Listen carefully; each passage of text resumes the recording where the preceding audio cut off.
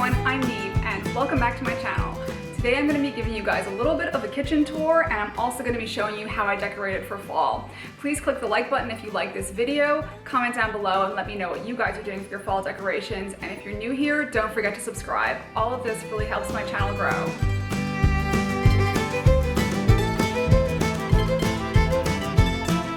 So this year I wanted to go with a little bit of a different theme than I normally do.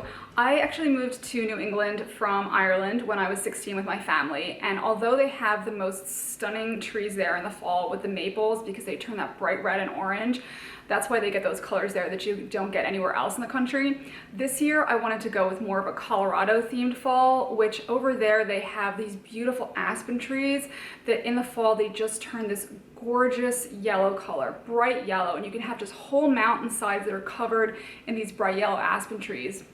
And it's absolutely stunning. So we had taken a trip to Crested Butte in Colorado there last fall, and they had a big film festival going on there. My husband had a film in the festival there.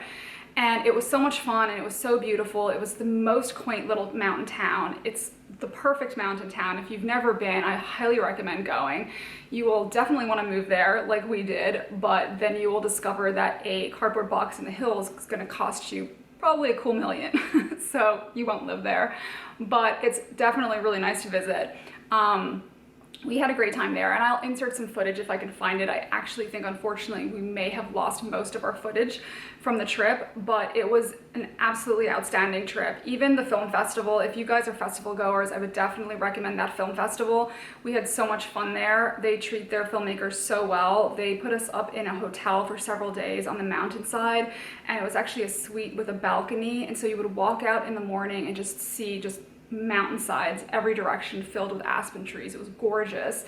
And they have the most quaint little downtown area where you could just can sit in your Adirondack chair sipping on the coffee, watching the aspen leaves flutter off the trees, and just a really cool downtown vibe. So I also would highly recommend the festival itself because if you're a filmmaker, they treat their filmmakers there so well.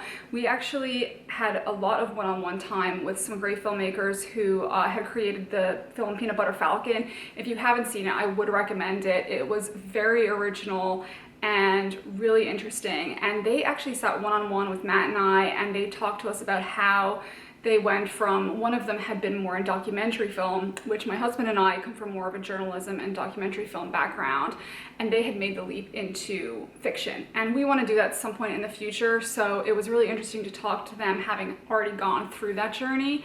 And they were so generous with their time and so kind to tell us all about their story. And they also told us how they went from being, you know, nobody independent filmmakers to attaching all these huge names to their film, and they ultimately got Shia LaBeouf to star in it. And so it turned into this huge, really incredible film that won a lot of awards and did really well. And so that was just so much fun. And we had friends that were at the festival, and it was just a really great time overall. So definitely we'll try to get back there.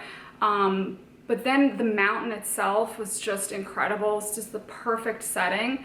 And if you're someone like me who craves that perfect quintessential small town fall, highly recommend Crested Butte. I'm definitely also New England too, because I spent a lot of time in New Hampshire and Vermont and Massachusetts and all over, and the falls there are incomparable. So yeah, so with that said, I did style my fall decor after Crested Butte with those beautiful yellow aspens, and I actually was really happy that I was able to find at Target in their Opal House line, they had a new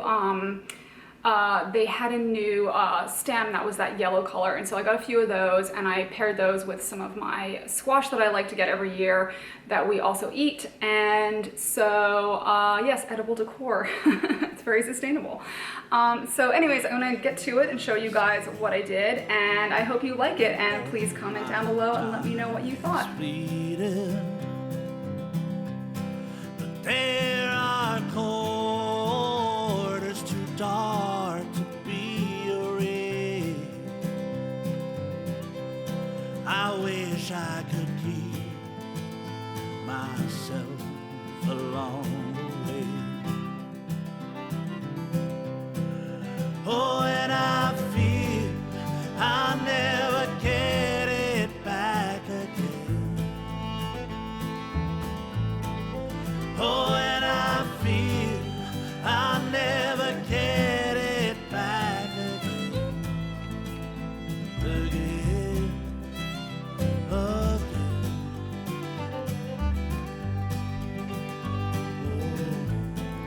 Okay, so let's just jump right in. This is our entryway table here, and we have most of the things that are there now are there year-round, including the fruit bowl and the candles and candlesticks and the amber vase and the pampas grass. The only things that we have added differently are the blanket is new, and the squash that's in the fruit bowl is new, and as is the twig here, which is from the Opal House line at Target.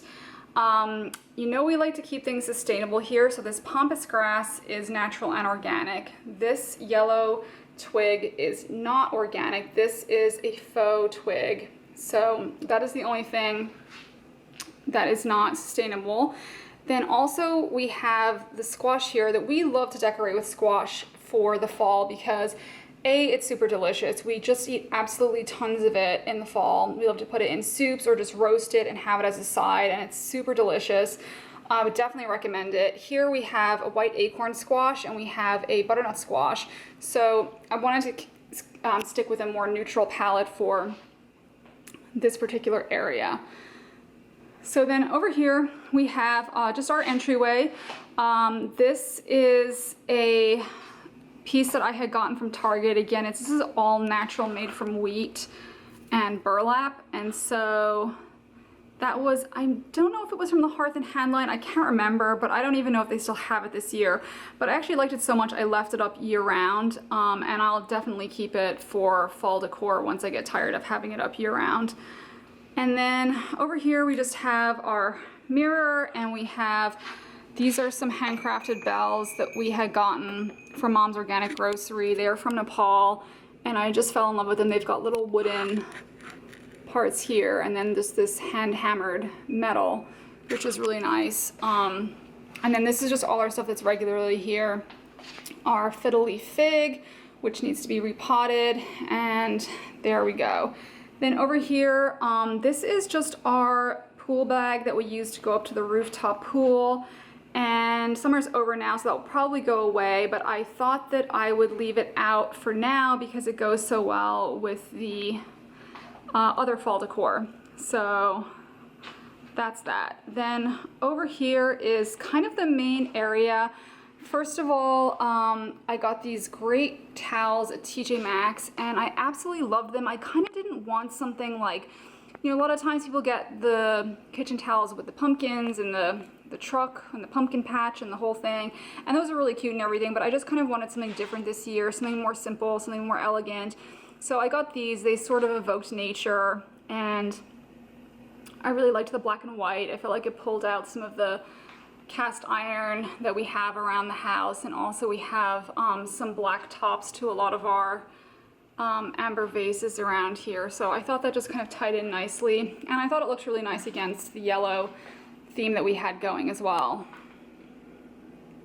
So over here, this is our main area. This is our coffee station, and I keep my recipe book here. So the recipe book I keep out year round, and I usually turn it to different pages depending on what season it is. So this is a fall dish here with kale and butternut squash, and the colors were perfect with my decor that I had for this year. And also I just like to keep my recipe books out because I use them a lot, and it just kind of makes you want to cook more. So over here, this is our coffee station. Matt is a huge coffee aficionado. He makes French press, he makes cold brew, he gets all of his beans fresh roasted, and he grinds them himself fresh, and so this is kind of his area. But we do also have some coffee in here for guests, which is you know, we have, this is from Mom's Organic Grocery. It's just a fair trade, organic, sustainable, instant coffee. And then we also have, we don't eat sugar, so when we get oatmeals and things that have little sugar packets, we keep them and put them in there so that guests can use them when they come.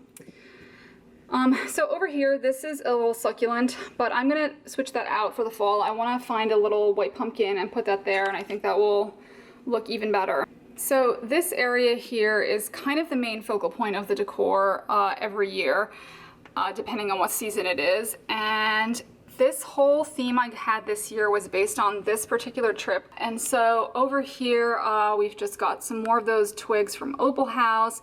We've got our paper straws, and then we've got these mugs that I got from Hearth and Hand last year. They are stoneware, and they are the sage green color that I absolutely love for the fall. I think it's perfect fall color. And then this is actually, it looks like a pumpkin, but it's actually not. It's another acorn squash. And I just thought that was a really nice way to use the yellow to bring in the orange, because oftentimes when people are decorating for fall, they will either want to do really neutral palettes with just like all whites and beiges, or they'll want to do pumpkins, and it almost seems like the orange pumpkin just sort of stands out so much from everything else, so it doesn't look right, which I think is why a lot of people are being drawn more to neutral tones. But if you bring in yellow like this, you can actually bring in the orange then, and it doesn't look like it's this random out of place color that's just sticking out from everything else. It sort of blends in really nicely, so I think that's a really good way to do it. And it is nice to kind of have that orange color because it is really fall-like, and it's sort of traditional, and it kind of brings back memories from when you were a kid and stuff, and so it is nice to have that if you can find a way to bring it in. So then over here is our last piece. This really wasn't meant to be part of the decor. We just literally eat tons of squash, and so, but it does actually kind of go, because there's the orange and there's the yellow and the white, and so it actually goes really nicely. I just love petting my squash. They're so delicious and so pretty. Yeah, so anyways, this is just another one of those wooden bowls. These wooden bowls I had gotten from Target.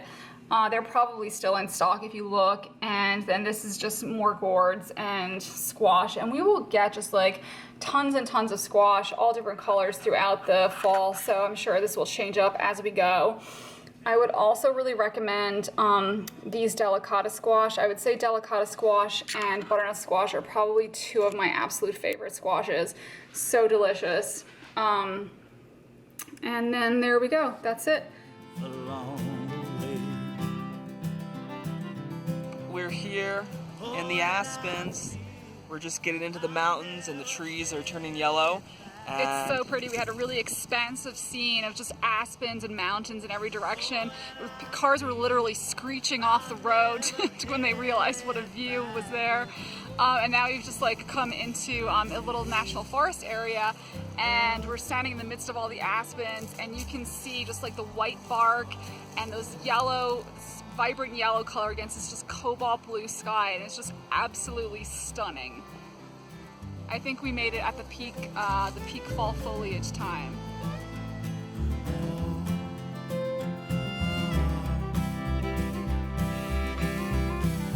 Fires climbing